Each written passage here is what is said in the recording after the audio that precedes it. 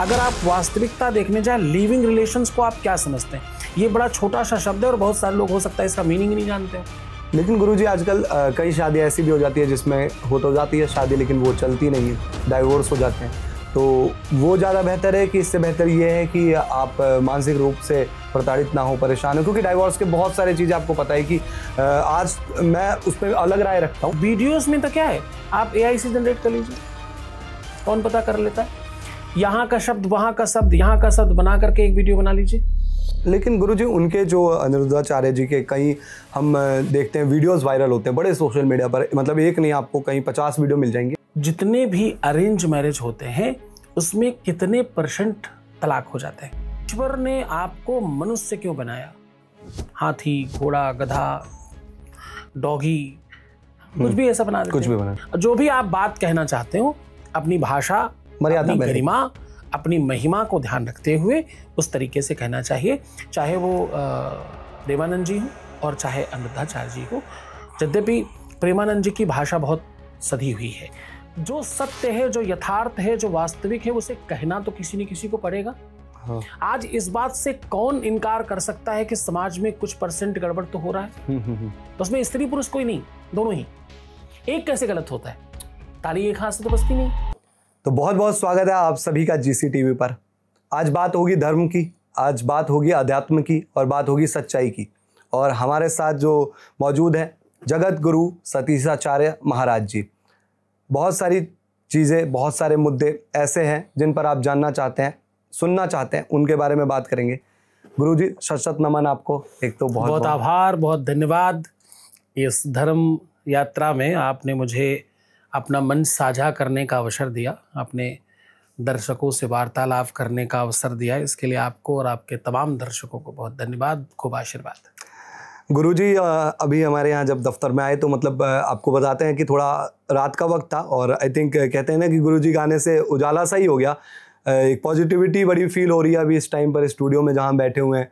और ऐसा लग रहा है मतलब कि बहुत सारे मुद्दे सोचे थे गुरुजी बात करने के लिए, लेकिन जो आपके साथ अभी मिले और जो पॉजिटिविटी मिली, मतलब मैं उसका राज जानना चाहता हूँ गुरुजी। हर आदमी सोचता है, हर इंसान सोचता है कि धर्म की राह में चलना है। आपके लिए कैसे इस चीज़ का चयन करना रहा जब आपने सोचा कि मुझे धर्म की राह में ही आगे बढ़ना है और मुझे समाज के लिए, मुझे धर्म के लिए चीज़ें करनी है? आपके अपने हाथ में कुछ होता नहीं है। आपके हाथ में सिर्फ इतना ही है कि आप जो आपको काम दिया गया है, जो एक्ट परमात्मा ने आपको दिया है, उसे आप अच्छे से निर्वाहन कीजिए, दैट्स इट। बाकी आपके हाथ में कुछ नहीं होता। एक अच्छे स्कूल में एडमिशन करना भी आपके हाथ में नहीं है। स्कूल आपको चुनता है, आप स्कूल नहीं चुन सकते। कभी भी गुरु को आप नहीं चुनते, गुरु आपको चुनता है।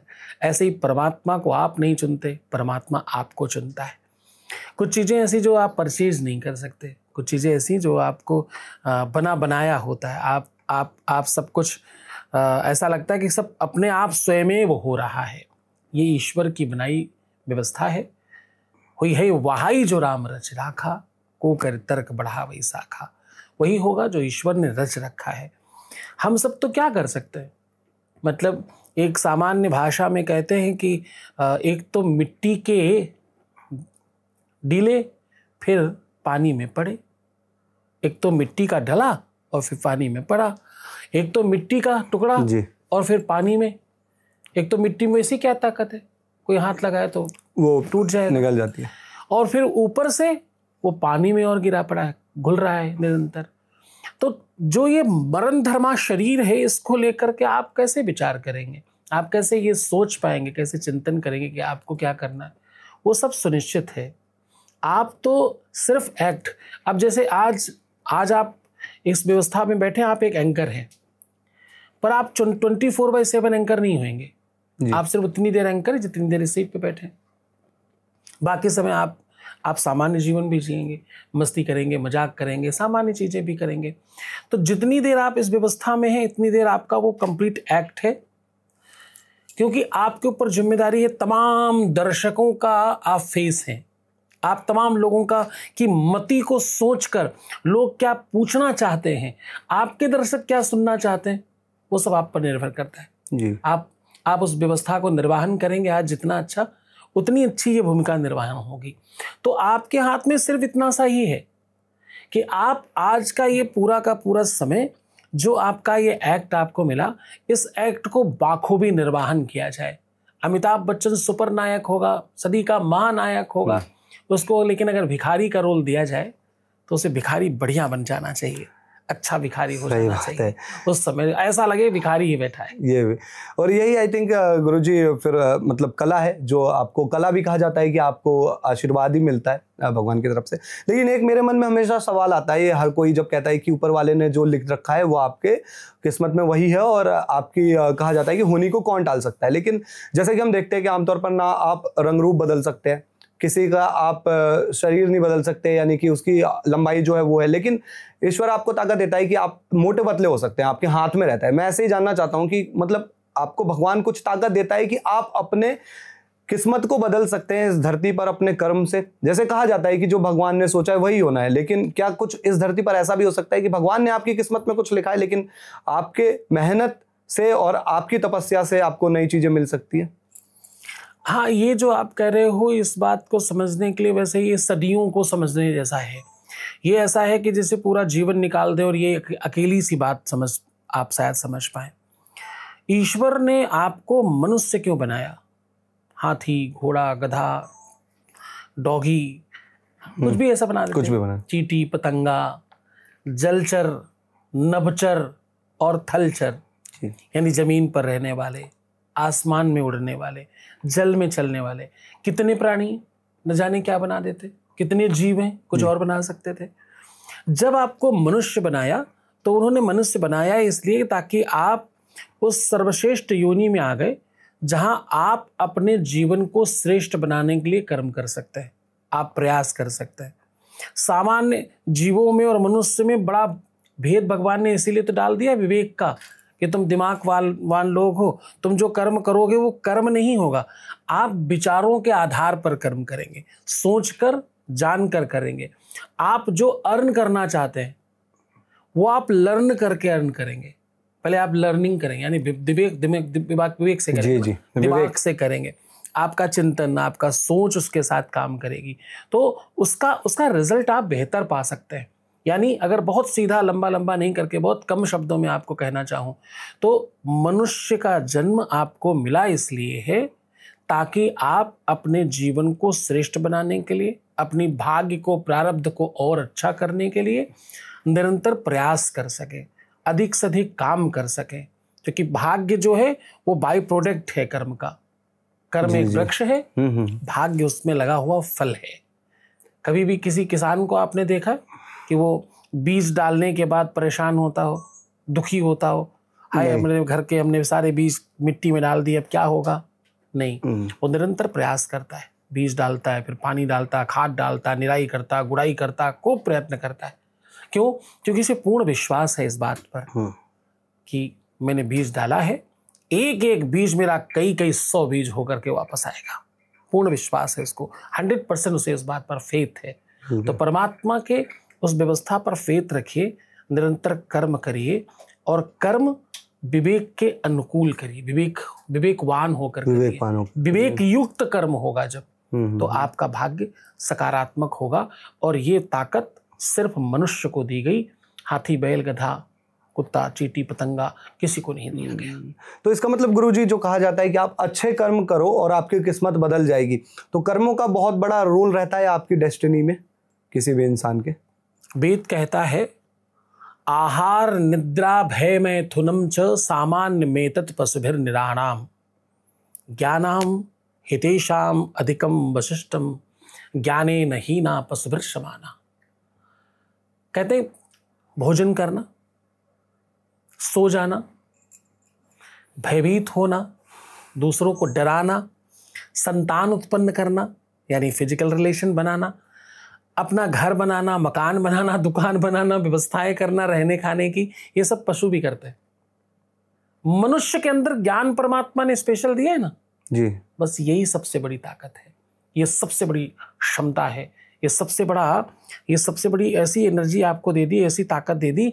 इसी कारण तो तुलसीदास जी कहे गए बड़े भाग मानुष तन पावा, सुर दुर्लभ जो भगवान के लिए भी दुर्लभ है। सुर दुर्लभ सतग्रंथन गावा, सतग्रंथों में यही तो लिखा है। मात्र इतनी सी बात तो है, एक मनुष्य अपने जीवन को श्रेष्ठ बनाने के लिए उपवास कर सकता है।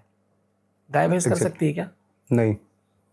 आज शेर सोचे मैं जंगल का राजा हूं, मुझे पिज्जा खाना है, I want to get pizza, possible है क्या? नहीं नहीं, कोई नहीं कर सकता। ये आपके विवेक दिया हुआ है भगवान ये ने। आपके लिए आप अकेले का अरेंजमेंट है। आपकी यूनिवर्सिटियां हैं, आपके पास स्कूल्स हैं, आपके पास कॉलेजेस हैं, आपके पास बैंक बैलेंस करने का अरेंजमेंट है, आपको फ्यूचर क्रिएट करने का अरेंजमेंट है, भविष्य निधि बनाने की व्यवस्था है आपके पास न जाने कितना कुछ है।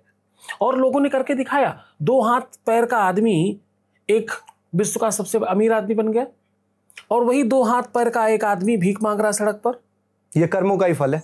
ये सिर्फ कर्म है, चिंतन है, सोच है। परमात्मा ने सबको बराबर बराबर दिया, आपने कितना यूटिलाइज किया उसका, किस तरह से यूटिलाइज किया, नजरिया आपका कैसा था, 6 और 9 में आपने कहाँ से देखा, ये आपको पता है। आपकी तरफ से क्या 6 दिखता है, किस तरफ से वो 9 दिखता है, ये आपका नजरिया है। आप कम आंकलन करना चाहते हो तो 6 देखो, और उसी आकार को, सेम आकार को आप ज्यादा आंकलन करना चाहते हो, बस अपोजिट घूम जाओ जी, तो वो आपको 9 पलटा दिखाई लगेगा, पड़ेगा, आपको 9 दिखेगा। नहीं गुरुजी, बिल्कुल आपने सही बात की। और विवेक ऐसी बात होती है, मतलब विवेक आपका अगर अच्छा रहे तो आप जिंदगी में आगे बढ़ते हो। और गुरुओं का मतलब जरूरी, हम देखते हैं कि जैसे कोई कथावाचक है या गुरु है, आप राजनीति पर भी खुलकर बात करते हैं, और भी मुद्दों पर आगे बात करेंगे। लेकिन जो अभी आपने बात की विवेक की, कई दफा ना गुरुओं के विवेक पर सवाल उठाया जा रहा है, और इसमें कुछ तर्क सही भी हो सकते हैं, कुछ गलत भी हो सकते हैं। मैं आपका इसमें जानना चाहूँगा, आई थिंक मैं कोट करूँगा सीधे बयानों को, क्योंकि अभी ये जो मुद्दा है बहुत ज़्यादा इस पर लोग बात भी कर रहे हैं। सबसे पहले अनिरुद्धाचार्य महाराज जी, उन्होंने कुछ बयान दिया ऐसा, जिसमें उन्होंने कहा कि जो आजकल की लड़कियाँ होती है, 25 साल की उम्र हो जाती है, वो बहू होने के लिए सही नहीं रहती, और उनका मतलब अफेयर चल रहा होता है 2-4 जगह, इवन कई दफ़ा और भी चीज़ों पर बात की है। तो उसके बाद प्रेमानंद महाराज जी, उनका भी एक बाद में बयान आया जिसमें उन्होंने कहा कि 100 में से सिर्फ 2-4 लड़कियां पवित्र होती है। तो सबसे पहले अनिरुद्धाचार्य महाराज जी के बयान से आपका हम जानना चाहेंगे, आपको ये बयान कितना सही लगा, और इसके अगेंस्ट जो चीज़ें चल रही है, इवन बहुत सारे लड़कियों के बयान आ रहे हैं, बहुत लोगों में गुस्सा भी है, वो किस हद तक सही है? देखिए, सबसे पहले तो साधुशाही में जिस पद पर हम हैं, भगवान जगतगुरु रामानंदाचार्य के पद पर हम हैं। जी जी। हमारे पद में बैठे हुए सशरीरधारी साधु को भी भगवान कहा जाता है, कि भगवान जी आ गए। भगवान जी, आप हमारे किसी शिष्यों से बात करेंगे तो वो कहेंगे आपको भगवान जी का, जगतगुरु भगवान का रथ आ गया, जी, जगतगुरु भगवान पधार गए, जी जी, जगतगुरु भगवान आ रहे हैं। सामान्य जब जयकारे लगते हैं तो लोग बोलते फलाने महाराज की जय हो, लेकिन जब जगतगुरु का, शंकराचार्य का जयकारा लगता है तो कहते हैं जगतगुरु भगवान की जय हो। हम जिस स्तर पर बैठे हैं, चाहे वह अनिरुद्धाचार्य हो अन्यथा कोई ही हो, ये सब शिष्यवत परंपरा में है, क्योंकि रामानंदाचार्य विश्व का सबसे बड़ा संप्रदाय है। इसमें तुलसीदास जी भी, कबीरदास जी भी, सूरदास जी भी, मलुकदास भी, रविदास भी इनके शिष्य हैं। इनके शिष्य मतलब मेरी परंपरा के शिष्य हैं। इनके शिष्य में जब कहूँ तो आप ऐसे समझिए कि रामानंदाचार्य भगवान के शिष्य, मतलब रामानंदाचार्य तो अब मैं ही हूँ, जी जी, उसी पद पर मैं हूँ, भगवान उनकी जगह पर मैं हूँ, जी, तो मेरे ही शिष्य हैं। जी जी। लेकिन कोई आपका ही अपना बेटा हो, आपका ही अपना बच्चा हो, और आपका अपना ही हो, अगर उसकी भाषा चाहे तोतली ही क्यों ना हो, गलत कहने का अधिकार तो किसी को भी नहीं है, वो चाहे कोई भी। तो आप मानते हैं गलत कहा है उन्होंने? हाँ, मानना ही चाहिए। कौन नहीं मानेगा, और क्यों नहीं मानेगा? क्यों नहीं मानेगा? हर बात को कहने के लिए हर भाषा का एक अधिकार है। हर व्यक्ति को एक तरीका है बात करने का। एक पिता अपनी बेटी से कैसे बात करेगा, एक भाई अपनी बहन से कैसे बात करेगा, एक पुत्र अपनी माँ से कैसे बात करेगा। जो बात करने का ढंग, आप क्या कहना चाहते हो उससे ज़्यादा महत्वपूर्ण है आप कैसे कह रहे हो। तो भाषा, तरीका, ढंग बहुत अनुकूल होना चाहिए। यद्यपि आप अनिरुद्धाचार्य जी की जिनकी बात कर रहे हैं, वो उनका मानस पवित्र है।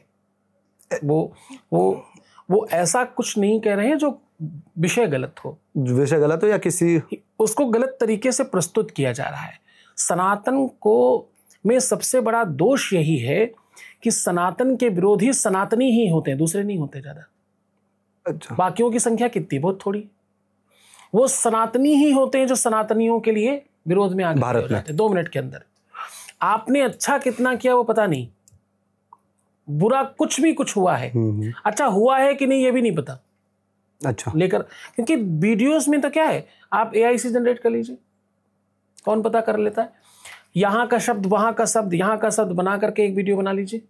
लेकिन गुरुजी उनके जो अनिरुद्धाचार्य जी के कई हम देखते हैं वीडियोस वायरल होते हैं बड़े सोशल मीडिया पर, मतलब एक नहीं आपको कहीं 50 वीडियो मिल जाएंगे, और आई थिंक उनका कंटेंट उनकी तरफ से ऐसा आता है या बोलते हैं ऐसा है जो वायरल हो जाता है, क्योंकि उनके अंदर कुछ अलग होता है। तो ऐसा भी नहीं ना कि फिर हर चीज़ एआई से ही उनकी जनरेट हुई हो, उनके ऊपर भी फिर सवाल उठते हैं कि आपने ऐसा बोला था बिकॉज ये इस तरीके से वायरल हो रहा है।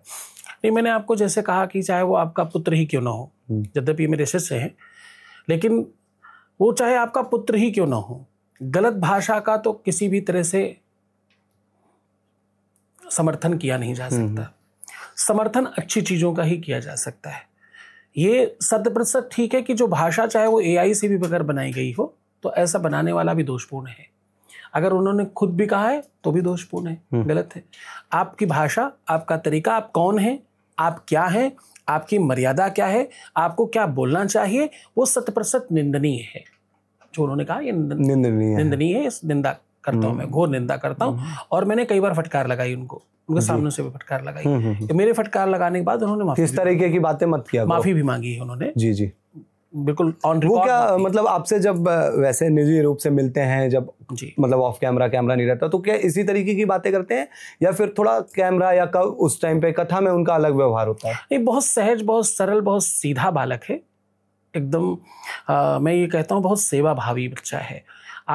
आज उस छोटी सी आयु में उसने 30,000 40,000 लोगों का नित्य भोजन चला रहा है जी। देश की सबसे बड़ी रसोइयों में से एक रसोई चला रहे हैं। देश में माताओं के संवर्धन के लिए, सेवा के लिए आयाम चला रहे हैं वो। उनके प्रयासों को देखते हुए मुझे लगता है कि ये सब छोटी छोटी चीज़ों पे बहुत फोकस करने के बजाय हम लोग उनको ऑलरेडी डांटते हैं, समझाते हैं। कहीं कुछ गलतियां हुई हो तो उनको आगे बढ़ाया जाए। जितना उनकी निंदा मैं करता हूं उससे 1 लाख करोड़ गुना ज्यादा मैं निंदा उनकी करता हूं, जो मूर्ख आकर टेलीविजन पे आके संतों के प्रति, साधुओं के प्रति अभद्र भाषा बोलने लगता है। क्योंकि देखिए, आपको किसने अधिकार ये दिया कि आप अनाप शनाप या गलत भाषा का उपयोग करें? कदाचित कोई आवेग में आके, आवेश में आकर, किसी संदर्भ में आकर कुछ गलत बोल गया, उसे माफी मांगनी चाहिए, माफी मांगेगा आकर। पर हु आर यू, तुम कौन हो? तुम कोर्ट हो, तुम कचहरी हो, तुम न्यायालय हो, तुम पुलिस स्टेशन हो, तुम राज्यपाल हो। हु आर यू, तुम कौन हो? तुम कौन होते ये बात बोलने वाले कि मैं तुम्हें ये करूंगा या अथवा ऐसा करूंगी या कोई भी ऐसा, कोई भी। तो मुझे लगता है वो बड़ा निंदनीय है। हम सनातनियों के लिए उनकी कथा में 20,000 50,000 लोग, 1 लाख लोग आकर के बैठते हैं। ऐसे इतने बड़े इन्फ्लुएंसर्स को, जो आध्यात्मिक इन्फ्लुएंसर है ना जी जी, ऐसे इतने बड़े श्रेष्ठ व्यक्ति को आप कुछ भी कैसे कह लेंगे? ये भी तो गलत है ना। बिल्कुल। तो दोनों ही निंदा का मतलब दोनों तरफ, एक तरफ उनके बयान भी, उनके बयान भी गलत हैं, क्योंकि इस तरीके से भाषा नहीं बोलनी चाहिए। अपनी जो भी आप बात कहना चाहते हो, अपनी भाषा, अपनी गरिमा, अपनी महिमा को ध्यान रखते हुए उस तरीके से कहना चाहिए। चाहे वो प्रेमानंद जी हो और चाहे अनिरुद्धाचार्य जी हो। यद्यपि प्रेमानंद जी की भाषा बहुत सधी हुई है, वो अपनी बात जरूर कहते हैं। जो सत्य है साधुओं को कहना भी चाहिए। वो साधुओं की तो रहनी ऐसी है कि मैं आईना हूं समाज का, जवाबदेही है हमारी।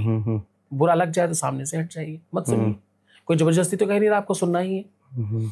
जो सत्य है, जो यथार्थ है, जो वास्तविक है, उसे कहना तो किसी न किसी को पड़ेगा।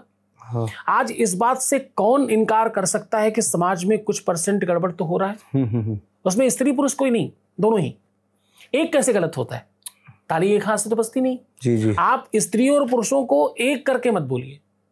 दोनों ही गलत। ये मैं यही जानना चाहता था, जैसे प्रेमानंद जी महाराज वो बड़ा मतलब सटल तरीके से अपनी बात रखते हैं और इसी वजह से बड़े बड़े सेलिब्रिटीज जाते हैं, इवन विराट कोहली, अनुष्का शर्मा, वो उनके पास जाते हैं और मार्गदर्शन लेते हैं, कई सारी उनको ऐसे बातें अपने जीवन में भी लागू करते हैं। उनकी तरफ से जो बयान आया, उन्होंने बेसिकली ये कहा है, मैं एग्जैक्टली वही, कि 100 में से सिर्फ 2-4 लड़कियां जो है वो पवित्र होती हैं। तो इसमें हालांकि उन्होंने एक चीज ये भी कही कि जो अनिरुद्धाचार्य जी ने नहीं कही कि भाई लड़कों का नाम नहीं लिया, उन्होंने सिर्फ लड़कियों की बात की, जो कि आई थिंक सही नहीं है। लेकिन इन्होंने कहा नहीं, लड़के भी ऐसे होते हैं कि 2-4 लड़के ही अच्छे हैं, और 2-4 जगह अगर किसी ने मुंह मार रखा हो, जो अनिरुद्धाचार्य जी के भी कहा उनका है कि लड़कियों पर ही क्यों।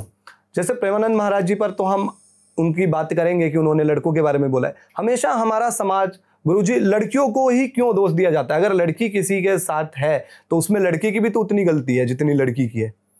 नहीं, गलतियों में अगर आप देखोगे तो लड़की से लड़के की कई गुनी ज़्यादा गलती होती है, क्योंकि वो पूरा का पूरा जो प्रपंच है उसकी रचना का सूत्रधार पुरुष ही होता है। तो पुरुष कई गुना ज़्यादा उसका दोषी है, कोई कम दोषी नहीं है। लेकिन मैं इस बात से भी बिल्कुल इत्तेफाक नहीं रखता किसी भी पर्सनल व्यक्ति के लिए कि कोई बहुत श्रेष्ठ व्यक्ति जिसके यहाँ जाता है वही बहुत बड़ा गुरुजी हो सकता है। इस बात को मैं हाँ, वो तो ठीक है, उस बात से कोई बहुत तवज्जो रखता नहीं मैं। मुझे लगता है कि आप जो भी कुछ कहें वो कोई ही हो, अपनी भाषा, अपना संयम और अपनी निजी जो आपका पद है, जो प्रतिष्ठा है, जो सामाजिक रूप से आपको सबने सिरमौर बना रखा है, उस बात का ध्यान में रखते हुए फिर अब अगर कुछ बातचीत करते हैं तो मुझे लगता है ये बहुत बहुत सकारात्मक होगा और अच्छा होगा। क्योंकि सनातन को ह्रास करने का अधिकार किसी को ही नहीं है, चाहे वो कोई सनातनी ही क्यों ना हो और चाहे सनातन के कई शिखर पर बैठा हुआ व्यक्ति क्यों ना हो, दोनों ही। तो गुरुजी, प्रेमानंद महाराज जी ने जो ये बात बोली, आपको लगता है कि उनको इस तरीके की बातें करनी चाहिए? क्योंकि उनका हम जितना भी सुनते हैं वो बड़े मतलब ऐसे सामाजिक चीज़ों पर बात करते हैं जो इंसान अपनी लाइफ में लागू कर सकता है ज़िंदगी में। उनका ये बोलना सही था आपके हिसाब से, इस मुद्दे पर बात करना मेन? मुझे लगता है कि ये सब चीज़ें केवल बोलने के लिए नहीं है। देखिए, एक वो होता है जब आप सिर्फ कोई बात कहते हैं, एक वो विषय होता है जिस पर आप काम करते हैं, वर्क करते हैं। बहुत सारी ऐसी बातें हैं जिसको बोलकर आप उसे और हल्का कर देते हैं और ख़राब कर देते हैं और दोषपूर्ण हो जाता है। जितना दोषी वो है जो गलत कर रहा है, उतना दोषी वो है जो गलत करते हुए व्यक्ति का प्रचार कर रहा है। जैसे आपने कभी अच्छी न्यूज़ हो सकता है बहुत बड़ी ना देखी हो, सही बात है, न्यूज़पेपर खोलिए, उसमें अगड़म बगड़म चीज़ें बहुत लिखी होती। फलाने तालाब से 7 मछलियां हो गई चोरी, और वो क्वार्टर पेज की न्यूज़ है। वहीं बगल में छोटी सी एक न्यूज़ लगी है, एक विशाल मंदिर का जीर्णोद्धार करने के लिए किसी ने अपनी पूरी संपत्ति लगा करके जीर्णोद्धार कराया। इतनी वो उसको जगह नहीं मिलेगी। एक चोर ने किसी का ऐसा काम कर दिया, उसकी ये भारी फोटो हीरो जैसी लगा करके उस चोर की आपने बढ़िया उसको और चमकाया। आप जब इस तरह कर रहे हो, जब आप उसका और प्रचार कर रहे हो, तो जरा चिंतन करके देखिए। एक मध्य प्रदेश की घटना थी, अगर आपको याद हो, कि उस नहीं, बहुत यंग एज का बच्चा था, उसको शौक था इस बात का कि हम इसी बहाने छपेंगे, केवल इसीलिए अपराध करता था। हाँ, ये खबर पड़ी है। हाँ, अपराध ही इसलिए करता था क्योंकि उसे छपना था, उसको हीरो बनना था। बड़ी छोटी उम्र में जो भाग गए थे, बहुत कम उम्र में वो घर से बदमाशी कर रहा था। तो आप गलत को जब प्रचारित करने लगते हैं तो जो लोग नहीं भी जानते हैं वो भी उसको करने लगते हैं। निगेटिव पब्लिसिटी ज्यादा काम करती है सकारात्मक होने के बजाय। अच्छी चीजें लोग कम सुनते हैं बुरी चीजों को सुनने के बजाय। अतिक्रमण ज्यादा चलता है सकारात्मक के बजाय। तो आप बुरी चीजों का जब प्रचार करते हैं तो कहीं ना कहीं आपको ऐसा दर्शन दिखता है कि आप स्वयं का प्रचार करना चाहते हैं, क्योंकि निगेटिव चीजें ज्यादा चल जाती ना, निगेटिव चीजें ज्यादा उठ जाती हैं। तो मुझे लगता है कि इन विषयों पर विचार करना चाहिए, प्रचार नहीं। ये विचारक हैं, जो लोग आते हैं उनको समझाना है, घर के बुजुर्गों को समझाना है, माँ बाप को सुरक्षित और व्यवस्थित करना है, पाठ्यक्रम में परिवर्तन लाने के लिए आयाम चलाने हैं, शिक्षा में परिवर्तन के लिए व्यवस्था करनी है। बड़े बड़े लोगों के साथ पत्राचार करके शिक्षा में परिवर्तन लाना है, सोच में परिवर्तन लाना है। सही बात है गुरुजी। लेकिन ये जो सारी चीज़ें जो शुरू भी हुई और जिस बारे में ये मुद्दा इतना बड़ा भी हो जाता है, हम लोग बात करते हैं लिव इन रिलेशनशिप, एक ऐसा मुद्दा जिस पर मतलब सबकी राय अलग हो जाती है। सरकार की तरफ से इसे मंजूरी है, लेकिन धर्मगुरुओं का या फिर जो आई थिंक लोग ऐसे हमारे समाज में कई लोग हैं जो कहते हैं कि गलत है, सही नहीं है। आप इसे कैसा समझते हैं, सही है या गलत है? सरकार तो इसे मंजूरी दे रही है। देखिए, सरकार को मंजूरी देने के पीछे बहुत सारे कारण हैं। सरकार उस व्यवस्था को इसलिए मायने रखती है या इस बात के लिए हाँ इसलिए करती क्योंकि उन्हें लगता है कि कोई 18 वर्ष का हो गया तो वो बालिग है, अपनी अच्छे और बुरे का चिंतन कर सकता, सोच सकता, विचार कर सकता है।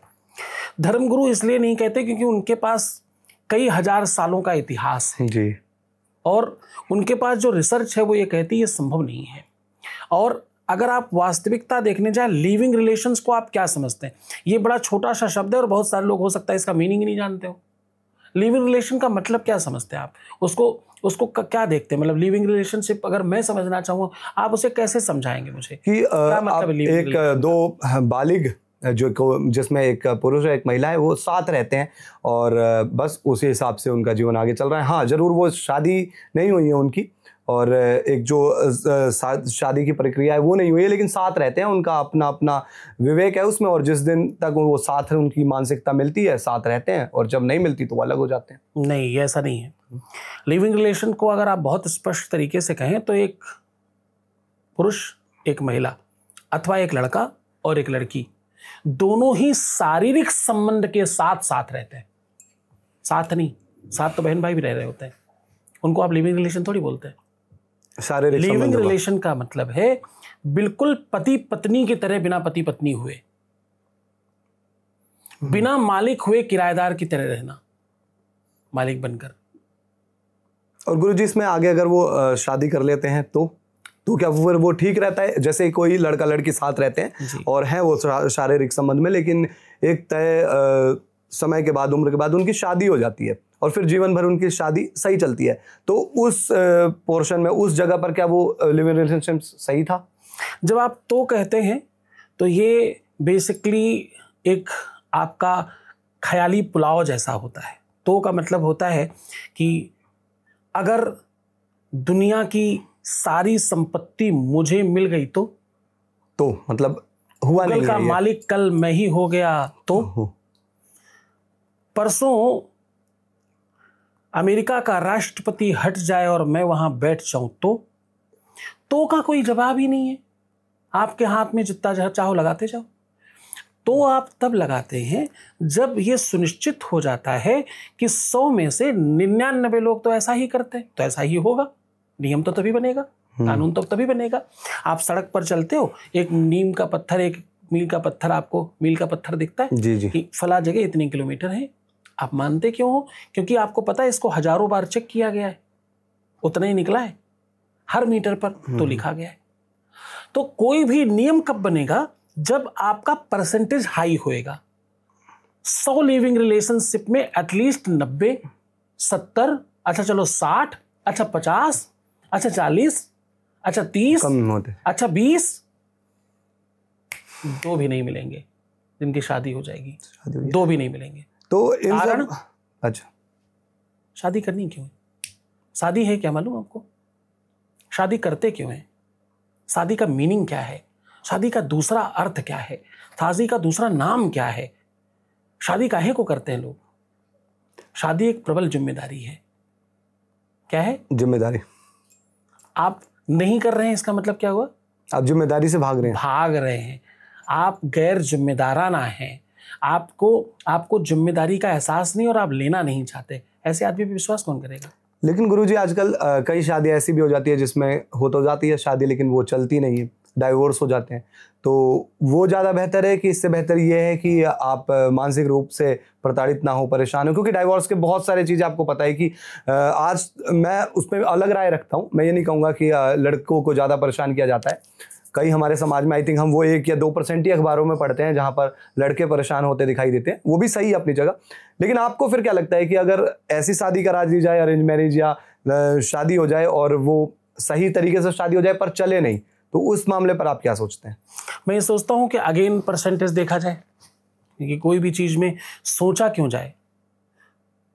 जब बचपन में पढ़ाया जाता है कि मान लिया राम के पास 10 रुपए हैं, तो है श्याम ने 5 रुपए ले लिए, राम के पास कितने बचे? तो जवाब आया 5 रुपए। 5 बचे, पर थे तो नहीं। अब राम से वापस मांगे जाए, 5 रुपए दे दे भाई, 5 रुपए बचे तेरे पास। तो बोला नहीं, तो माना गया था।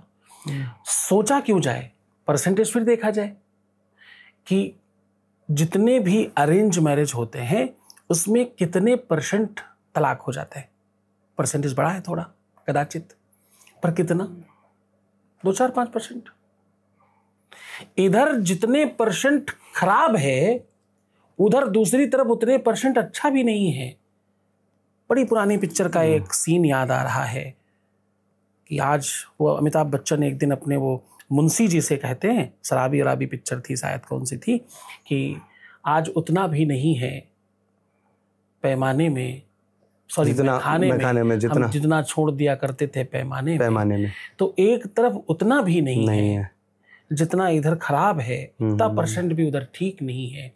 और परस्परता तो हो, कहीं तो कोई लेवल बने जो गैर जिम्मेदाराना है, जहाँ कोई जिम्मेदारी का मतलब नहीं है, जहाँ किसी भी तरह का कोई बंधन नहीं है, जहाँ कोई सीमाएं नहीं हैं, जहाँ किसी भी प्रकार का कोई भी ऐसा नियम और अंकुश नहीं है, कोई संयम नहीं है, वहाँ आप विश्वास और भरोसा कैसे करेंगे? आज युवा हैं आप, आज यंग हैं आप, आज बहुत सुंदर दिखते हैं अथवा दिखती हैं, भविष्य में क्या होएगा कुछ पता नहीं। अवस्था बढ़ेगी तब क्या होगा? जब आप किसी लायक न होंगे तब क्या होगा? तब कौन संभालेगा? ब्याह इसलिए लोग करते हैं ताकि साथ रहते रहते आदत पड़ जाए। गुरुजी, अवस्था संभालने के लिए तो ठीक है, मतलब हमने देखा है कई शादियां सफल भी हुई है, पर आज के दौर में हम देखते हैं कि संभाल तो रहे हैं, रिश्ता सही चल रहा है, शादी भी सही चल रही है, लेकिन उसमें आमतौर पर खबरों में आता है, देखते हैं कि पति का कहीं और चक्कर चल रहा है, अफेयर चल रहा है, पत्नी कहीं और है, रिश्ता सही चल रहा है, समाज में सब कुछ मजबूती है, लेकिन जो मन है वो कहीं और लग रहा है। तो वो भी चीज़ तो गलत है ना। आप सामाजिक रूप से तो शादी के दायरे में, और अगर आप डाटा देखेंगे या फिर आप समाज में देखेंगे, कहेंगे कि यार बड़ा अच्छा रिश्ता है, बच्चे भी हैं, लेकिन जो मन है असल में वो कहीं और लग रहा है, तो वो भी तो गलत है ना। नहीं, मुझे लगता है इसमें भी बड़ा कुप्रचार है, और इसमें भी मुझे लगता है कि डेटाज गलत बात करते हैं, लोग भी गलत बात करते हैं। भारतवर्ष है ये, यहाँ बहुत मर्यादा है, यहाँ अभी भी आँखों में थोड़ी शर्म बाकी है, यहाँ अभी भी लोगों की हया, लाज, शर्म पूरी तरह से मिटी नहीं है। तो मुझे लगता है कि अभी भी ये डेटा बहुत अच्छा है, और इसमें जितनी चीज़ें खराब हो रही ना, वो जो आप कह रहे हैं एक्स्ट्रा मैरिटल अफेयर जिसको आप कह रहे हैं, जी जी, मुझे लगता है कि उसके पीछे बड़ा भारी कारण ये आपकी रील है जी। स्क्रीन टाइम इतना बढ़ गया है लोगों का कि एक प्रोटोकॉल चल पड़ा है कि आप किसी को सबसे पहले हेलो, हाय, हे बोलते हैं अलग अलग। हाँ एग्जैक्टली, सबका अपना। लेकिन इसके बाद का एक प्रोटोकॉल है कि आपको हाउ आर यू कहना ही पड़ता है। उसका जवाब भी आता है, I am good, I am perfect, what's about you, तुम कैसे हो। पर ये बात अपनों से पूछने के लिए समय नहीं है, अपनों से कुछ नहीं, अपने आसपास के लोगों से कम मिलना। आप बिलीव कीजिए कि कभी भी आप बहुत क्लोज वन कोई आपको इस बार मिले तो उसका हाथ पकड़ लेना बहुत प्यार से, और आंखों में आंखें डालकर पूछना तुम कैसे हो। 5 लोगों को पकड़ेंगे, 4 लोग रो पड़ेंगे। मैं यही सोच भी रहा था, मैं 4 लोग रो देंगे, कारण कोई पूछता ही नहीं। सालों हो गया किसी ने पूछा ही नहीं ये बात, तुम कैसे हो, ये कौन पूछ रहा है। सबको पर्सनल टाइम चाहिए, प्राइवेट टाइम चाहिए, सीक्रेट टाइम चाहिए, और न जाने कौन कौन सा टाइम चाहिए, और टाइम ही नहीं है। ये है, टाइम नहीं है किसी के पास भी। अगर कुछ सबसे ज़्यादा कमी है, आज सुनने वालों की कमी है, एक दूसरे को समझने वालों की कमी है, एक दूसरे के लिए रहने वालों की कमी है। कारण रियल लाइफ को और रियल लाइफ को मैच करने की कोशिश कर रहे हैं। साउथ की फिल्म में देखा, एक हीरो आया, उसने ज़मीन पर पैर रखा, 20 किलोमीटर दूर खड़े हुए व्यक्ति के पास की धरती हिल गई। ये क्या है? ये रियल लाइफ है। रियल लाइफ हो नहीं सकता। रियल लाइफ में देखा, एक लड़की ने जरा सा ऐसे नजर घुमाई, 20-25-50 आदमी गिर पड़े। ये क्या है? ये रियल लाइफ नहीं है, ये रियल लाइफ है। रील में आपने देखा कि एक सुकुमारी इस ढंग की दिख रही है ऊपर से नीचे तक। जब कैमरा घुमाया गया तो लगा पूरा विश्व की सुंदरता, कामदेव इधर ही खड़े हैं इसके आसपास कहीं। ये क्या है? ये रियल लाइफ है। ये रियल लाइफ नहीं है। यहाँ खाना पकाती हुई, यहाँ भोजन बनाती हुई, यहाँ सफाई करती हुई, यहाँ कपड़े धोती हुई, यहाँ घर के परिवार को संभालती हुई महिला और माता है। उसका अपना अस्तित्व है, उसकी व्यवस्था है, उसका अपना ढंग है। रियल लाइफ और रियल लाइफ में जो अंतर है उसको वो इतना थिक हो गया, इतना पतला हो गया है कि लोगों ने वो रियल लाइफ को रियल लाइफ में और रियल लाइफ को रियल लाइफ में महसूस करना शुरू कर दिया है। पूरा का पूरा ख्याली पुलाव है। ऐसा ही चाहिए, प्यार तो ऐसा होता है, पति तो ऐसा होता है, पत्नी तो ऐसी होती है, इसको तो ऐसा होना चाहिए। जैसे अभी आप थोड़ी देर पहले कह रहे थे, मान लिया जाए, अगर ऐसा हुआ तो ऐसा होना ही चाहिए था, वैसा ही होना चाहिए था, इस रिश्ते को तो ऐसा ही होना चाहिए था। आजकल ऐसा कौन करता है? आजकल ऐसा कौन नहीं करता है? ये जितनी भी चीजें ख्याली व्यवस्थाएं हैं, बस यही सब मानने वाली व्यवस्था, ये सब सत्यानाशी का संसाधन है।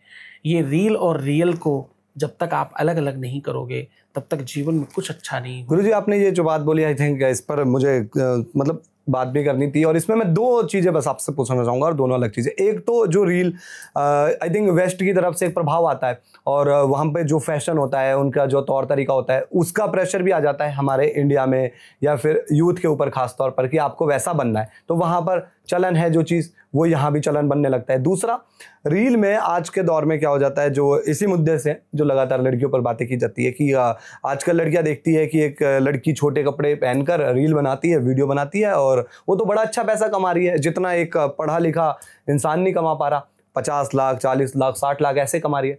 तो लड़की सोचती होगी, कोई युवा लड़की, कि मैं तो 12वीं जो पास करके क्या करूंगी, मैं इससे अच्छा मैं भी रील बनाने लग जाती हूँ। तो ये किस तरीके से हमारे समाज को खराब कर रहा है? आपके हिसाब से ठीक है ये? फिर वही सवाल कि क्योंकि इसमें तो इसलिए लग जाता है क्योंकि गुरुजी ये होता है कि हर इंसान का अपना अपना माइंडसेट होता है। इवन कई परिवार आपको ऐसे मिलेंगे जिनको शायद दिक्कत ना हो, पर कई परिवारों में दिक्कत भी होगी।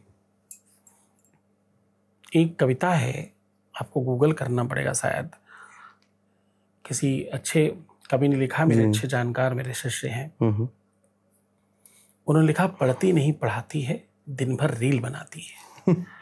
पिताजी ने मोबाइल दिलाया, और वो पढ़ने के लिए दिलाया था, उसमें कुछ और ही शुरू हो गया। और सबसे बड़ा संकट कहाँ है? 50 साल का, 60 साल का, 65 साल का, 70 साल का, 40 साल का, 45 साल का आदमी एक 14 साल, 15 साल, 20 साल, 22 साल की बिटिया को देख रहा है और उसको देखकर आनंदित हो रहा है। वो ये बिल्कुल एक बार भी नहीं सोच रहा है कि मेरी पुत्री हो सकती है, मेरी पौत्री हो सकती है, मेरी भतीजी हो सकती है, मेरी नातिन हो सकती है, मेरी अपनी कोई हो सकती है। उसको लगता है कि ये तो कोई और है, मेरे यहाँ तो ऐसा कभी नहीं होएगा, और ऐसा हर कोई सोच रहा है। अब जरा सोच कर देखो, जब हर कोई ऐसा ही सोच रहा है तो जो रील बना रही है वो कौन है? वो कौन है? वो दिव्यात्मा कहाँ से प्रकट हुई है और कहाँ से आई है, किसके इधर से आई है? तो जो प्रोत्साहन मिल रहा है जिन लोगों से, आप दरवाजे पर, द्वार पर बैठकर प्रोत्साहित कर रहे हैं, आपके खुद के घर के अंदर पीछे वाले कमरे में रील बन रही है। तो इसका पूरा का पूरा, और उसकी हदें भी पार होती जा रही है आजकल, बहुत सारी हदें पार। पूरा जिम्मेदार वही तबका है जो तबका बड़ी कवायद करता है कि सनातन आना चाहिए, धर्म आना चाहिए, ये ठीक होना चाहिए, ये गलत है, ये सही है। ये वही लोग हैं जो अंदर बैठे चुपचाप मैसेज कर रहे होते हैं। आपको आश्चर्य होगा ये जानकर, कितनी बार मेरे सामने ये केसेस आए कि एक बूढ़ा आदमी किसी को मैसेज कर रहा था और वो मैसेज में सामने वाली लड़की से प्यार हो गया। जब दोनों मिलने गए तो पता चला अपनी ही पौत्री थी वो सामने। पौत्री को भी पता नहीं कि दादाजी हैं, जो कि उन्होंने किसी जवान लड़के के नाम से आईडी बना रखी है। दादाजी को पता नहीं कि हमारी ही पौत्री है, उसने किसी और सुंदर लड़की के नाम से प्रोफाइल बना रखी है। दोनों ने न जाने क्या क्या बातें कर ली थी। उसके बाद जब सामने पड़े तो शर्मसार हुए। ये जो दुनिया है ना, ये बहुत छोटी है, जहाँ की आप बात कर रहे हैं, उस जगह पर मोबाइल के अंदर बहुत छोटी है, बहुत सुकड़ कर, बिल्कुल संक्षिप्त होकर, छोटी होकर के एक जगह इकट्ठी हो जाती है। आप कौन से अंग से देखते हैं? आपको देखने के लिए कौन सा अंग इस्तेमाल करते हैं? आप कहाँ से देखते हैं? अलग अलग ऐप्स हैं आज के आप टाइम। जनरली अपने शरीर में कैसे देखते हैं? आपके देखने के लिए आपकी आंखें यूज करते हैं? कैसे करते हैं? आंखों से देखते हैं? आंखों से देखते हैं। इस दुनिया में 99.9% लोग कान से देखते हैं। कहाँ से देखते हैं? कान से सुन लेते हैं और फिर समझ जाते हैं, ये कह रहे हैं उसी को सच मान लेते हैं। इस दुनिया में 99.9% लोग, दुनिया की हर समस्या का सबसे बड़ा कारण क्या है? लोग आंख से नहीं, लोग कान से देखते हैं। जो सुनते हैं उसी को सत्य मानते हैं। वो लोग बचपन में, लेकिन गुरुजी ये आज की बात नहीं ना। आई थिंक हम तो बचपन से सुनते आते हैं कि दीवारों के भी कान होते हैं जैसे, तो ये प्रथा तो पहले से ही चली आ रही है। वो उस पटकथा में तो अलग संदर्भ है। कौवा कान ले गया तो कान चेक नहीं किया, कौवा के पीछे भागे। ये बहुत समय से सुनते चले आ रहे हैं, पर अब वो 100% हो गया है। हर कोई उस बात को सत्य मान लेता है जो कोई अननोन आकर बता रहा है। जो बता रहा है उसकी पुष्टि कौन करेगा? सत्यापित कौन करेगा? उसे सत्य है असत्य है कैसे कोई पता करेगा? बताने वाले की औकात कितनी है ये कौन जांचेगा? बताने वाला जो कह रहा है उसकी सच्चाई पर कितना विश्वास भरोसा किया जा सकता है ये कौन बताएगा? पर हम तो बड़े लोग हैं। सही बात। हम तो खास हिंदू लोग हैं। हम तो सब बातों पर सत्य मान लेते हैं, तत्काल उस पर एक्ट करना शुरू कर देते हैं और उसी तरफ भाग चलते हैं। तो आपके जितने प्रश्न है ना, ऐसा क्यों, वैसा क्यों, ऐसा क्यों, ये सब इसलिए कि हम आंखों से देखते ही नहीं है। तो गुरुजी आंखों से देखें तो अपने घर में देख पाएंगे ना। देखना आपकी बेटी, आपकी भतीजी, आपकी नातिन, आपकी नतनी, आपकी अपनी बेटी, बहू, माएं, आपके घर की औरतें क्या बन करके क्या बन रही हैं, क्या कर रही हैं, आपको क्या पता? ऐसा भी हो सकता है कि काम में आदमी इतना बिजी हो कि वो देखना ही नहीं चाहता, क्योंकि पहले के समय में हम देखते थे कि आपका ध्यान रहता था परिवार के ऊपर, पर आज के टाइम में मेट्रोपॉलिटन सिटीज़ की मैं खासतौर पर बात करूंगा, जहां फादर और मदर दोनों जॉब पर जाते हैं और बच्चा क्या कर रहा है, तो गुरुजी ये भी हो सकता है ना कि देखना ही नहीं चाहते। दूसरा इसमें ये कि आपको लगता है कि फिर इस हिसाब से जैसे रील्स का एक जमाना आ गया, सोशल मीडिया का, वो एक उम्र के बच्चों को बिगाड़ रहा है, तो इसमें कोई एक रिस्ट्रिक्शन ला देना चाहिए कि इतने उम्र तक ही आप सोशल मीडिया, इतनी उम्र पूरी कर लेंगे तब आप सोशल मीडिया यूज कर सकते हैं। वास्तविकता में अगर आप देखें, लोगों का स्क्रीन टाइम चेक करें तो आपको पता लगेगा कि 7.5 घंटे, 8 घंटे, 9 घंटे, 10 घंटे फोन में ही लगे हुए हैं। इतने घंटे तो आप काम भी कहाँ करते हैं? इतने घंटे तो आप कोई वर्क नहीं करते, इतने घंटे तो आप कोई दुनिया का काम नहीं करते। इस दुनिया का सबसे बड़ा संकट क्या है मालूम? आप अपनी एनर्जी सही जगह नहीं लगाते, आपका विवेक सही जगह इस्तेमाल नहीं होता, इधर उधर भटकता रहता है। आप अगर कंस्ट्रक्टिव काम करें, एक क्वालिटी टाइम, एक क्वांटिटी टाइम। आज दुनिया की एक बड़ी और संकट है। किसी भी आप यूनिट को देखिए, बड़े बड़े 5 स्टार में, हम कहीं 5 स्टार में बैठे थे तो हमने देखा कि सब तो बहुत अच्छा है, इंफ्रा बहुत अच्छा है, सब कुछ एम्बियंस बहुत बढ़िया है। सबसे बड़ा दिक्कत क्या है? तो बोले स्टाफ की दिक्कत है यार, स्टाफ ट्रेंड नहीं है, काम में परफेक्ट नहीं है, क्योंकि काम में ध्यान ही नहीं है उनका, तो दूसरी तरफ ही ध्यान है, कहीं और ही ध्यान है। बेटर मैनेजर बनना चाहता, मैनेजर मालिक बनना चाहता, मालिक और बड़ा मालिक बनना चाहता है, जो जिधर है उधर से अलग सोच रवा नहीं है, ओनरशिप नहीं है उस तरह के। अगर वो सिर्फ उतना ही काम बहुत ओनरशिप के साथ कर ले और क्वांटिटी के बजाय क्वालिटी टाइम देना शुरू कर दे, तो क्या होएगा? तो वो काम में दिखेगा, ग्रोथ होगा, दोनों का ग्रोथ होगा। उसका भी जहां काम कर रहा है उसका भी एग्जैक्टली। आज आप जितने देश बहुत ज्यादा उन्नति कारक हैं, आप उनकी क्वालिटी टाइम जाकर के चेक करिए। मैं लंदन गया, मुझे आश्चर्य हुआ। मैं तो जहां जाता हूँ कुछ अलग दिखता है मुझे। मैं लंदन गया, मुझे आश्चर्य हुआ कि घंटे के पैसे मिलते हैं। हाँ, तो मैं बड़ा खुश हुआ, अरे वाह ये तो बहुत अच्छा है, हमारे यहाँ तो 10-10 घंटे लोग काम करते हैं, पैसे नहीं मिलते। तो उसने रोका मुझे, सुनिए 10-10 घंटे रहे आप? बोले आप क्या, जो 10 घंटे काम करता वो काम तो 10 मिनट भी नहीं करता। हमारे यहाँ घंटा मतलब घंटा, यहाँ घंटा तुम्हारा वाला नहीं चलता, वहां घंटा देने वाले का काम चलता है। काम देने वाला पहले ही बता देता है ये काम इतने घंटे का है, उतने घंटे में पूरा करना भी है। वो पैसे तो घंटे के दे रहा है पर काम भी गिन के दे रहा है, ये काम इतने घंटे में हो जाता है। उसने मुझे एक तबेला दिखाया, अच्छा 500 जानवरों का, गाय भैंस मिलाकर, हस्बैंड वाइफ मात्र 2 लोग मिलकर के पूरा तबेला देखते हैं, सारे काम 2 ही लोग करते हैं। क्योंकि काम करते हैं वो, क्योंकि काम करते हैं। नहीं गुरु जी, एक चीज़ ये भी कही जाती है कि जैसे विदेशों में जो एक ऐसे कंट्रीज है वहाँ जैसे 8 घंटे की नौकरी लगी तो 8 घंटे वहाँ पर जो भी काम करते हैं उनको कहा जाए कि आप 9 घंटे काम कर लो तो मना कर देते हैं, कहते हैं कि भाई पैसा मिलेगा तो करेंगे।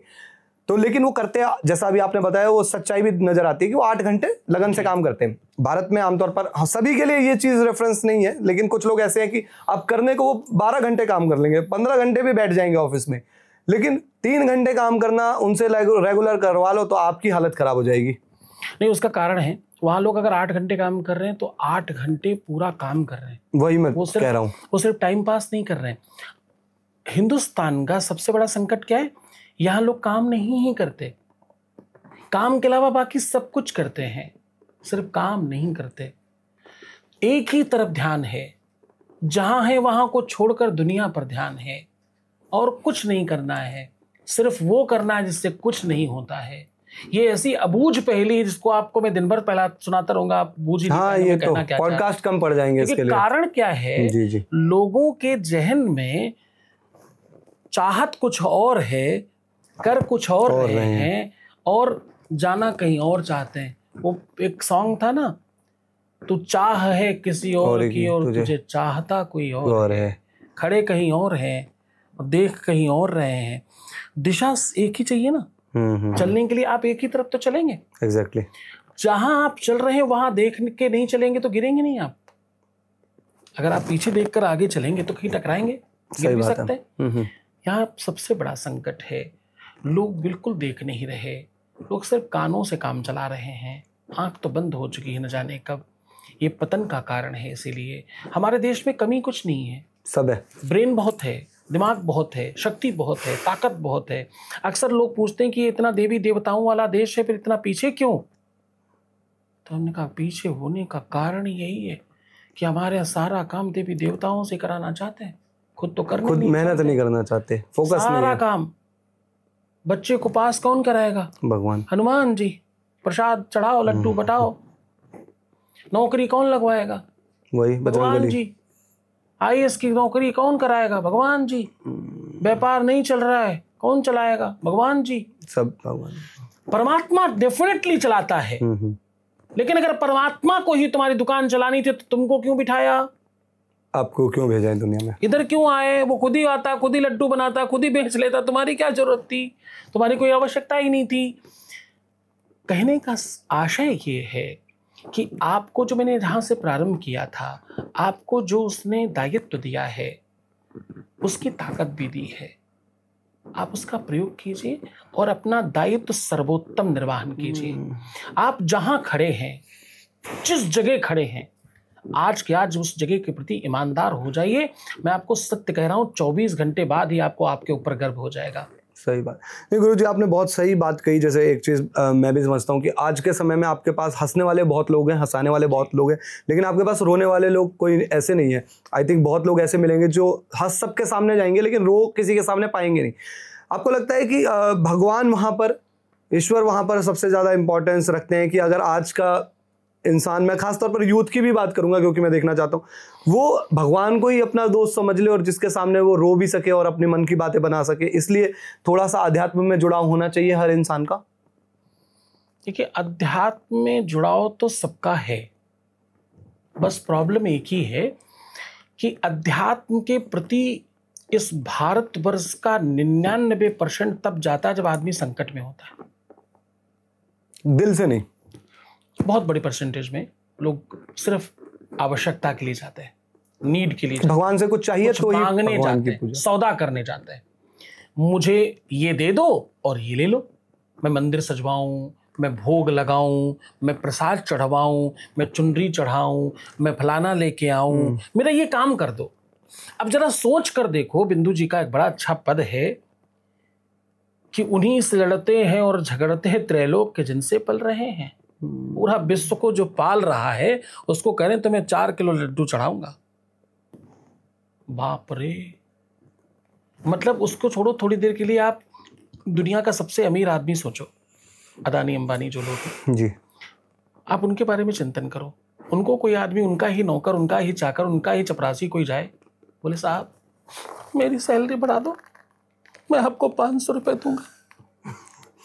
तो उसको लगेगा एक पास आ, थोड़ा गाल आगे कर ले और अपने हाथ से खुद ही थप्पड़ मार ले, मैं इतना भी नहीं करूंगा। तो आप सोच कर देखें, प्रयास करें कि हम क्या कह रहे हैं और हम क्या कर रहे हैं। और ये पता परंपरा कितने % में, अपने आसपास आप चेक करेंगे तो 100% के आसपास मिलेगी। सबके पास सब चाहते हैं, सब ऐसा बोलते हैं, सारे के सारे यही बोल रहे हैं, यही कर रहे हैं। बड़े बड़े लोग, मैंने फूल बंगला वृंदावन में कराया, मैंने फलानी जगह ये कराया, मैंने मंदिर का ये करवा दिया, मैंने घंटा मांग रखा है, मान रखा है, मेरे घर में लड़का होगा तो मैं ये करने आऊंगी, मैं ये करूंगी। आप जरा सोचकर देखिए, क्या वहां भी घूसखोरी चलती है? क्या करप्शन उधर भी है क्या? और ये किसने सिखाया तुमको करप्शन? कि भगवान क्या घंटा घूस दोगे तो काम तक जल्दी होएगा। हाँ, ये आपका मानस है, ये आपका चिंतन है, ये आपने बनाया है। अध्यात्म को अध्यात्म कहाँ समझा? व्यापार समझा ना भाई साहब। परमात्मा से तो निश्चल प्रपंचवत नहीं, निश्चल प्रेम है। भगवान के साथ तो रिश्ता बहुत अलग है। मैं अगर मांगू तुझे हरगिज न देना कुछ मुझे, एक बड़े भक्त ने भगवान से कहा। जो असली भक्त है वो कैसे बोलता है, इस लाइन से आपको समझ आएगा।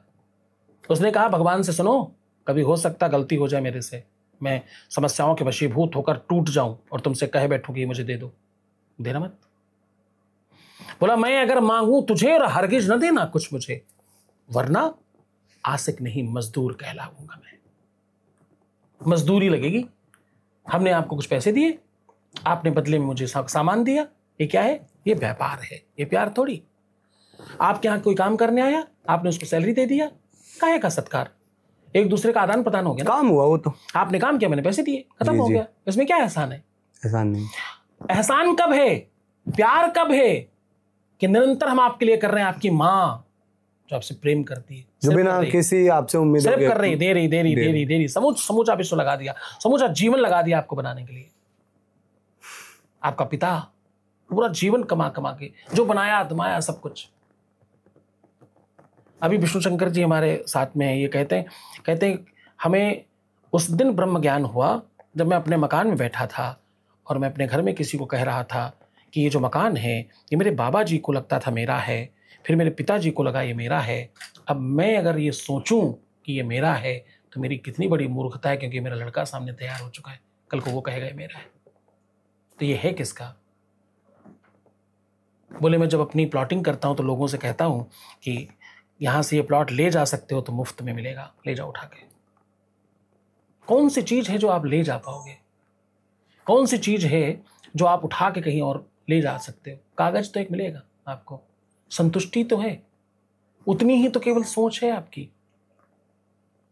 वो सोच के ऊपर ही डिपेंड है। नहीं, बिल्कुल सही बात है। मतलब आपने गानों के जरिए कितनी चीज़ें ऐसी समझाई है जो आई थिंक गाने भी हमारे समाज का एक आईना होते हैं गुरुजी, जो बताते हैं। जैसे कि आज के ज़माने में आज का यूथ बड़ा रैप सुनता है और मैं भी मतलब बहुत सुनता हूँ। उसमें मुझे एक लाइन याद आती है और आई थिंक उस चीज़ से रिलेट भी करेंगे। एक रैपर है डिनो जेम्स, उनका मतलब ये लाइन है कि जो तू दर बदर भटकेगा पर सब पड़ा तेरे बाजू, जो बेखबर है परेशान, जो समझ गया बना साधु।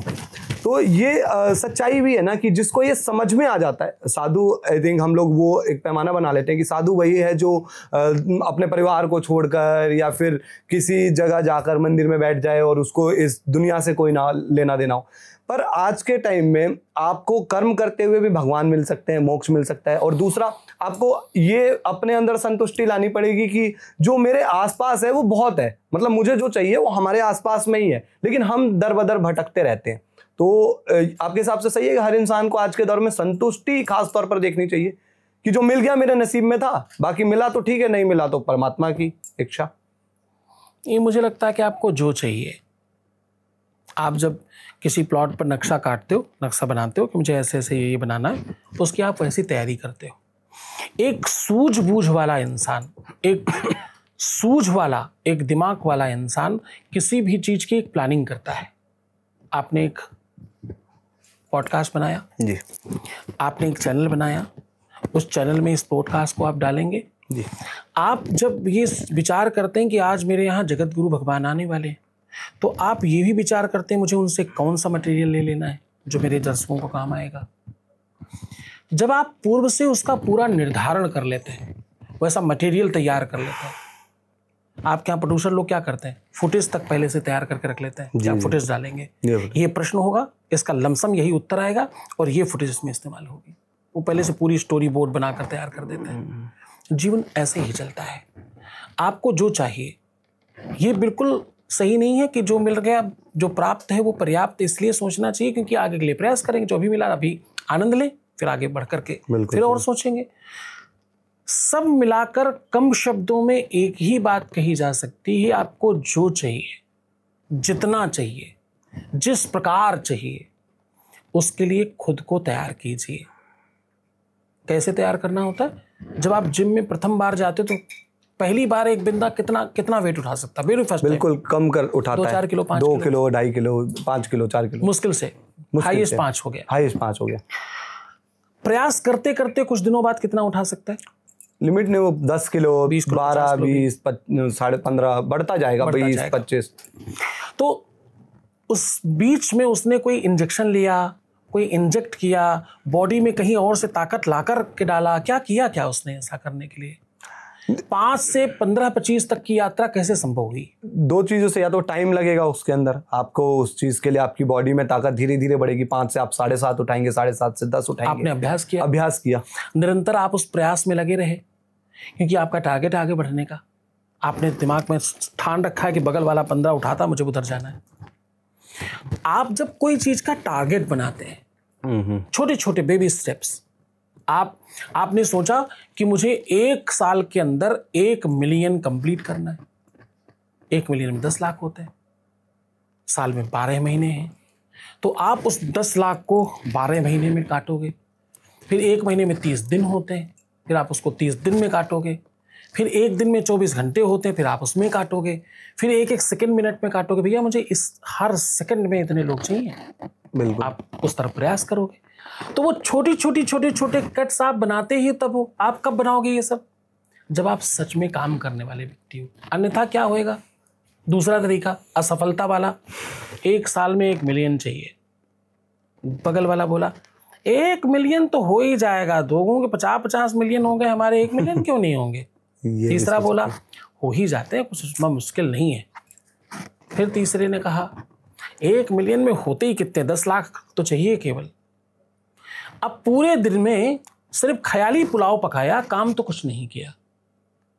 ये कभी सफलता नहीं होगी। बातें करके चले गए। बेबी स्टेप्स बनाइए, उसको धीरे से पेपर पे उतारिए, अपनी दिनचर्या उस आधार पर बनाना शुरू कीजिए और एज सून एज पॉसिबल चलना शुरू कर दीजिए। बिल्कुल सही। 1 मिलियन प्रथम दिन नहीं होएगा, ऐसा कोई एक दिन नहीं आएगा जिस दिन 1 मिलियन हो जाए। ये तभी संभव है। 1 मिलियन के लिए पहले 1 होना जरूरी है, उसके बाद मिलियन लगेगा। पहले 1 तो हो, 1 से 2, 2 से 4, फिर 20, 50, 100, 1000, लाख, 2 लाख, 4 लाख, 10 लाख मिलियन बढ़ते जाएंगे वो। तो शनै शनै किसी के घर में दादाजी पैदा नहीं होते, बूढ़ा आदमी नहीं पैदा होता, सीधे छोटा बच्चा पैदा होता है। वो धीरे धीरे शनै शनै बड़ा होता है। तो जब आप बेबी स्टेप्स बनाते हो, आप उस तरह का रूट प्लान करते हो, आपकी रणनीति उस तरह से निर्वाहन करते हो, जीवन में वही सफल है जो रोज रात्रि में समीक्षा कर सोता है, आज मैंने क्या अच्छा किया और क्या बुरा किया। जो आज बुरा किया वो कल नहीं होगा, जो अच्छा किया उसे कल और बढ़ाया जाएगा। बस इतना सा आपने गुरुजी आई थिंक हमें भी मोटिवेशन दिया, क्योंकि हम लोग यही बात भी करते रहते हैं आपस में, और हमेशा मतलब मनोज भी सामने है, निहाल है, हम यही कि कैसे आगे की। तो हम भी कहते हैं कि यार एकदम से बड़ा तो नहीं, धीरे धीरे हर महीने हर दिन आगे बढ़ेंगे, ऐसे ही होगा। और हमारे लिए भी ये एक लेसन है। एक सवाल है, और ये थोड़ा सा मतलब मैंने ना 10 साल पहले मेरे से जुड़ा हुआ, मेरे को लगता है सवाल, 10 साल पहले मैं एक टीवी शो के कार्यक्रम में था, तो वहाँ पर योगी आदित्यनाथ जी आए थे।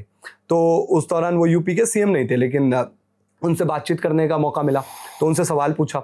सवाल ये था लव जिहाद को लेकर, उस दौरान बहुत उन्होंने भी बोला। तो गुरुजी उस दौरान मैंने ये बोला कि लव जिहाद के बारे में आप बताइए, तो उन्होंने अपनी बात रखी। फिर मैंने कहा कि ऐसा भी तो हो सकता है ना कि कोई सच में किसी से प्यार करता हो और उसके साथ जिंदगी आगे बढ़ाना चाहे। तो उन्होंने कहा कि नहीं, सच्चा प्यार, लव जिहाद में सच्चा प्यार नहीं हो सकता। आपकी उस पर क्या राय है? और 10 साल बाद जब मैं अभी कुछ टाइम पहले खबरें पढ़ रहा था, आई थिंक आगरा से एक खबर आई थी कि वहां पर 2 लड़कियों को बहला फुसला कर ले गए, और एक पूरा क्या कहते हैं उसे, एक पूरा सेटअप बना हुआ था जिसमें 5 देशों से पैसा आ रहा था, और उसमें लड़कियों को बहलाया फुसलाया जा रहा था। उन्हें आई थिंक कोलकाता ले गया था, पहले इंतजार किया गया कि उनकी जो लड़की है वो बालिग हो जाए, 16 साल की थी, 18 साल की हो जाए, तो 2 साल का इंतजार किया गया और उसको फिर बहला फुसला कर लिया गया। तो ये क्या अभी भी बहुत बड़ा खतरा है? ये क्या कम होता जा रहा है या अभी बढ़ रहा है ये आपके हिसाब से? आपके पूरी टीम में किसी के पास डॉग है? डॉग तो कहीं किसी घर में डॉग पला हुआ देखा? हाँ, डॉग मतलब आई थिंक इस टीम में नहीं है हमारे यहाँ, लेकिन हाँ फैमिली में कई लोगों को जानते हैं जिनके पास डॉग है। डॉग्स हैं जी। जिनको भी आप जानते हैं जो डॉग पालते हैं, क्या वो स्ट्रीट वाला डॉग रखेंगे अपने घर में? बहुत कम लोग रखते हैं। क्यों?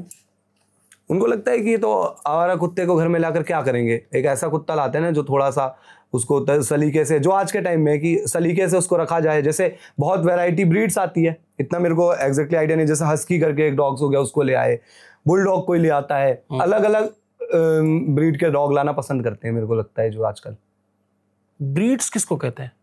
आई थिंक नस्ल होती है उनकी, उसको ब्रीड्स कहते हैं। नस्ल को थोड़ा और अच्छे से बताइए। मतलब एग्जैक्टली ऐसे अच्छी जाति का। अच्छी जाति का इंसान कुत्ता नहीं पाल सकता छोटी जाति का, नीच जाति का, धूर्त का। आप विजातीय के साथ विवाह कैसे कर सकते हैं? कैसे संभव होगा? मैच कैसे करेंगे?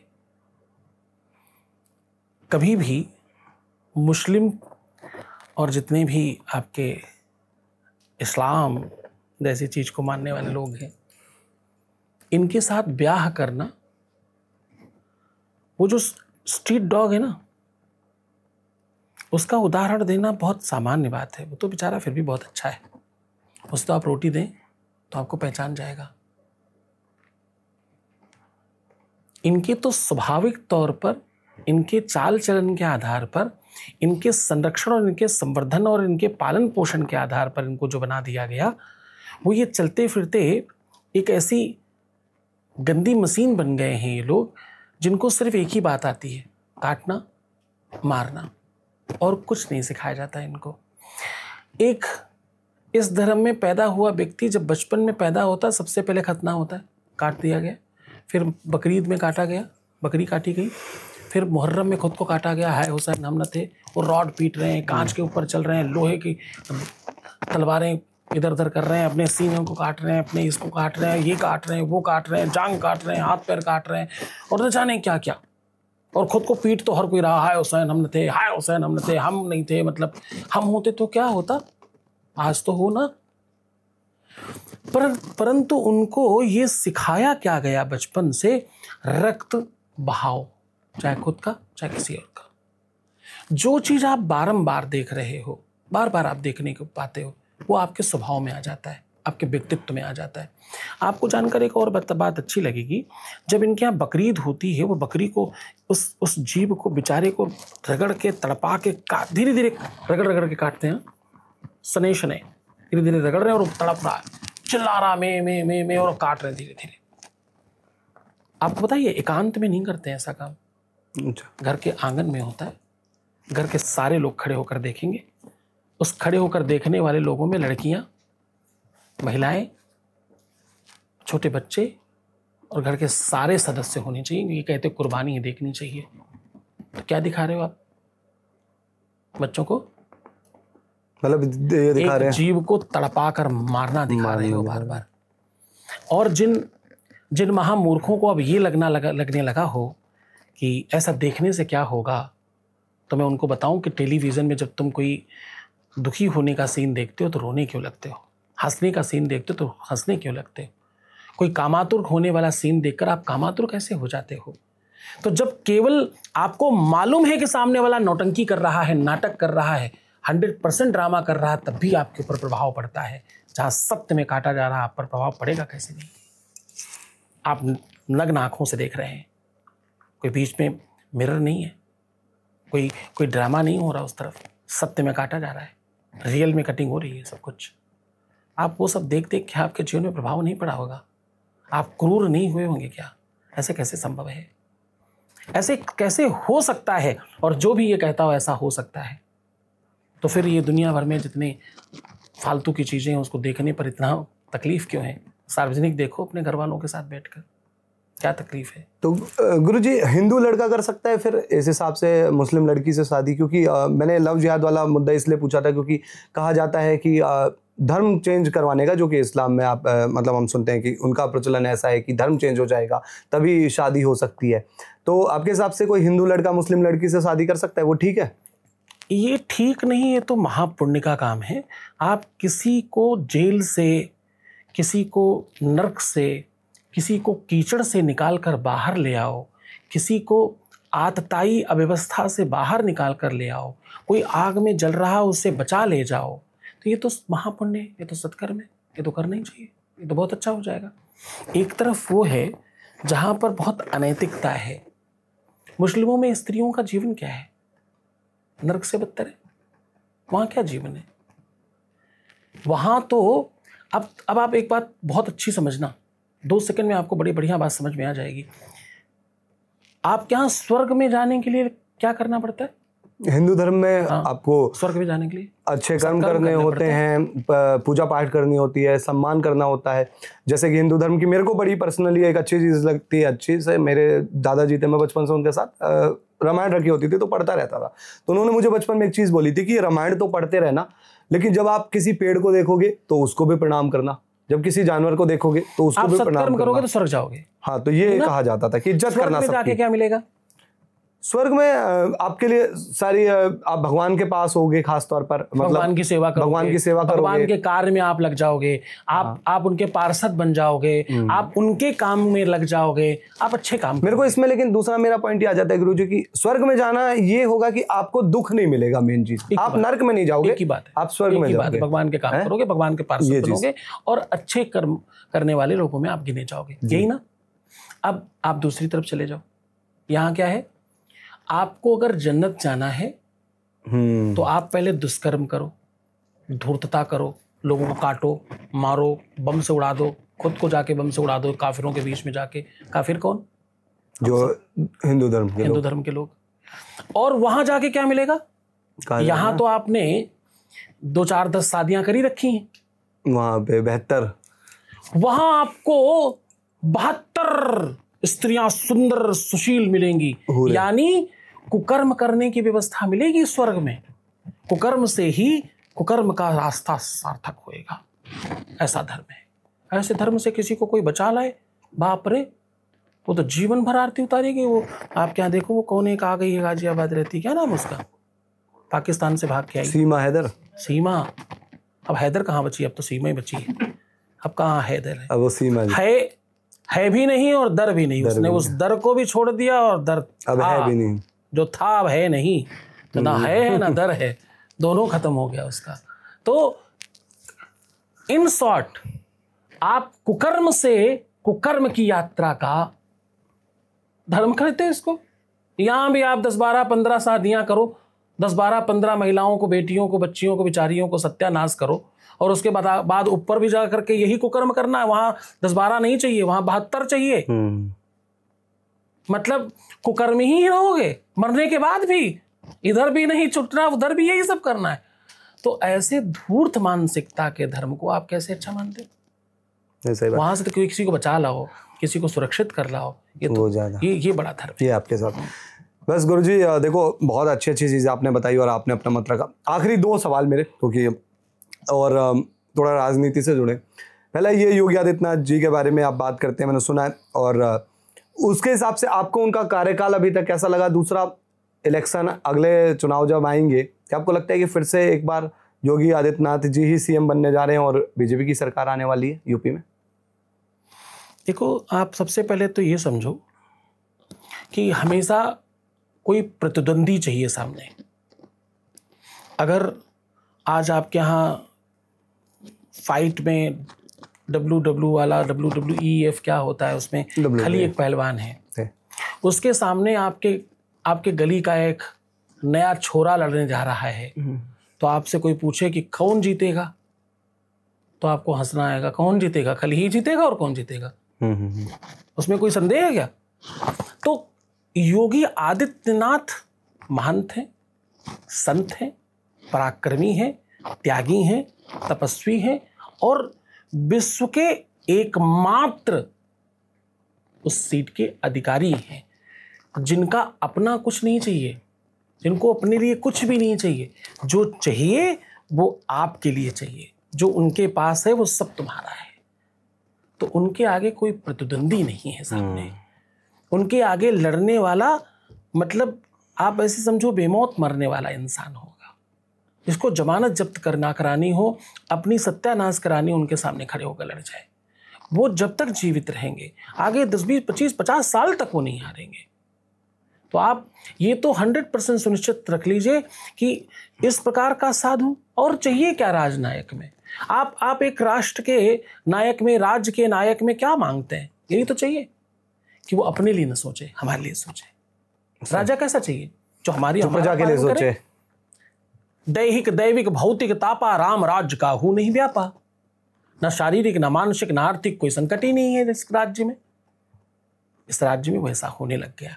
उत्तर प्रदेश आज प्रसन्न चित्त हो रहता है।